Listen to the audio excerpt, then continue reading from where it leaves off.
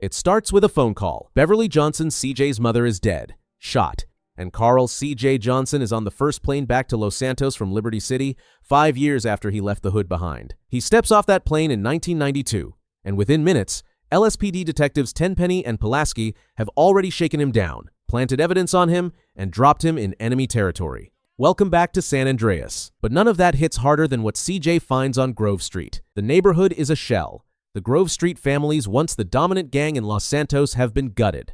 Members are strung out on crack. Turf's gone. The green rags mean nothing now. His brother Sweet is still holding it down, barely. And his childhood friends, Big Bear, Ryder, and most importantly, Melvin Big Smoke Harris, are still around. All we had to do was follow the damn train, CJ. That line became a meme. But when you understand what Big Smoke was doing the entire time CJ was chasing that train, it hits differently. Big Smoke wasn't incompetent. Big Smoke was already playing a different game. Carl Johnson grew up on Grove Street. His mother Beverly was the heart of the neighborhood, a woman who stayed clean, stayed principled, and paid for it when a stray bullet caught her in her own home. The official target of that ballast drive-by was actually Sweet, not Beverly. She happened to be inside the house when the Green Saber rolled up and opened fire. CJ carries that grief the entire game. It drives everything that follows. Here's what the game never spells out in a single cutscene but makes crystal clear if you're paying attention. Big Smoke flipped long before CJ came back. The ballast didn't corrupt Smoke during the story because they already had him. The crack epidemic that destroyed Grove Street didn't happen by accident. Big Smoke had a hand in it. He was letting drugs flow into the neighborhood on purpose, helping hollow out the very gang he claimed to represent. The ambush on the Johnson family, the drive-by that killed Beverly, was a ballast hit that Big Smoke was complicit in. The ballasts were aiming for Sweet. Smoke knew it was coming. Ryder was also compromised, working with Smoke and the ballast behind the scenes, two of CJ's oldest friends. Both traitors, both smiling in his face while the neighborhood burned. I got caught up in the money, the power. I don't give a shit. Oh fuck, man. I had no choice. I had to do it. I just see the opportunity. When I'm gone, everyone gonna remember my name. Big Smoke. Big Smoke's crack palace is the tell. When CJ finally raids it near the end of the game, it's not a trap house, but a fortress in East Los Santos. Multiple floors, a full crack production operation, Ballas and Vagos security, Russian chemists, armed guards everywhere. Smoke didn't just sell out Grove Street, but built an empire off it. He took the grief and loyalty of his childhood friends and converted it into cash, product, and influence with the Loco Syndicate, the Russian mob, and CRASH. He was running the whole city's drug trade from behind the face of a loyal OG. And CRASH officer Tenpenny's corrupt unit is the machine that made it all possible. Tenpenny needed a drug pipeline he could control and profit from without exposure. Big Smoke was the perfect middleman, well-connected, charismatic, trusted by the streets, and completely willing to do whatever it took. The partnership was mutually beneficial until, like all corrupt arrangements in GTA, it started collapsing under its own weight. While Smoke is quietly building his empire, CJ is doing the work. Every mission in the first half of San Andreas is CJ trying to resurrect the Grove Street families, reclaiming turf from the Ballas, pushing back against the Vagos, doing hits for the OGs, and keeping Sweet from getting killed by his own stubbornness. CJ is bleeding for a neighborhood that two of its senior members have already sold out. Then CJ gets exiled. Not by enemies, by Tenpenny. The detective ships him out to the countryside, to Bone County, to San Fierro, to Las Venturas. Ostensibly, it's to keep him in line, but the effect is that CJ is forced to grow. He learns to fly. He builds a garage operation in San Fierro, takes apart the Loco Syndicate piece by piece, infiltrates the Four Dragons Casino in Las Venturas, and runs jobs for the mob. The CJ who left Grove Street with nothing becomes one of the most capable operators in the state, and he did it all while technically working for the cop who framed him. Back in Los Santos, Big Smoke's operation is scaling. He's no longer just a supplier, he's the infrastructure. His crack is moving through multiple distribution networks across all 3 cities in San Andreas. He's got Ballas protection, Vagos alliances, Russian chemists cooking product in his tower. And Tenpenny is skimming off the top, using the whole thing as his personal cash machine while Internal Affairs closes in on CRASH. Ryder, for what it's worth,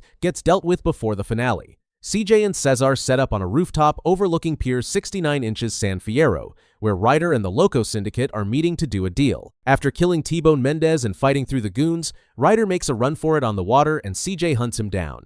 By the time CJ storms Big Smoke's crack palace in East Los Santos, the city is already on fire literally. Los Santos has erupted into riots following Tenpenny's acquittal on corruption charges. Every gang, every corner, every hood is in open conflict. And CJ has to fight through Ballas, Vagos, San Fierro Rifa, and Russian mafia muscle across multiple floors to get to the top of Smoke's fortress. What makes the final confrontation with Big Smoke genuinely painful and what separates it from a typical GTA boss fight is that Smoke doesn't deny anything. He doesn't try to justify himself with ideology or gang politics. When CJ finally reaches him and asks why, Big Smoke's answer is almost refreshingly honest. He saw an opportunity, and he took it. He wanted money and power on a scale that loyalty to a neighborhood could never provide. The betrayal wasn't personal, it was just business. Which, in its own way, makes it more devastating than if it had been personal. CJ kills him, and in the moment right after, as Smoke is dying on the floor of his own empire, there's a beat of silence between them two men who grew up on the same block,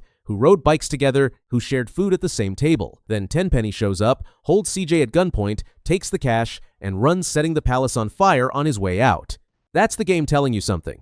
The real villain wasn't Smoke. Smoke was a symptom. Tenpenny was the disease. The final chase, Tenpenny in a fire truck, CJ and Sweet in pursuit through a burning Los Santos, ends when Tenpenny loses control of the truck on the bridge over Ganton and crashes right into Grove Street. Sweet is there. The neighborhood is there. Tenpenny crawls out of the wreckage, calls for backup that never comes, mutters that 50 of me and this town would be okay, and dies in the gutter at the mouth of the cul-de-sac where all of this started. The riots wind down. The city exhales. And CJ stands on Grove Street, finally free of everyone who was using him. GTA San Andreas is set in 1992. The rest of the HD-era GTA universe, GTA 4, The Ballad of Gay Tony, The Lost and Damned, GTA 5 takes place in the late 2000s and early 2010s. CJ and Big Smoke don't appear in those games, and they shouldn't. They belong to the 3D era, to a specific moment in Rockstar's storytelling before the franchise reinvented itself. But their fingerprints are everywhere. The crack epidemic Big Smoke helped engineer in Los Santos is the kind of historical wound that shapes a neighborhood for decades. When GTA 5's Grove Street shows up in 2013, occupied by families members who are now dealing drugs, diminished, and running from the Ballas, that's the long shadow of 1992. Franklin Clinton grows up in that aftermath. He doesn't know CJ. He doesn't know Smoke, but he's living in the world they made.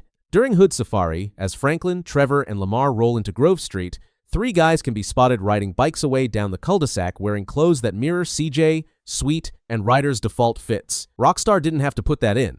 They put it in. And there's a broader thematic through line that connects CJ's story to every GTA protagonist who comes after him. The genius of San Andreas was making you believe in a character who had something real to lose: a home, a family, a sense of identity. Liberty City gives you Nico Bellic chasing a ghost from his past. Vice City gives you Tommy Vercetti building an empire from scratch. But San Andreas gave you CJ just trying to hold something together that was already falling apart. That's a different kind of story. And Big Smoke is essential to why it works, because the betrayal isn't from an enemy, it's from family. Big Smoke's final words after everything, after the empire and the money and the bodies, are that he never had a choice, that he just saw the opportunity. CJ doesn't buy it. Neither should you. Because the whole point of CJ's arc, across every city and every mission and every piece of turf, is that circumstances are what you're given. What you do with them is who you are. Smoke chose the empire. CJ chose the street. One of them died surrounded by product in a burning palace. The other walked back out onto Grove Street. We're gonna be all right. CJ, beginning of the game, same as the end.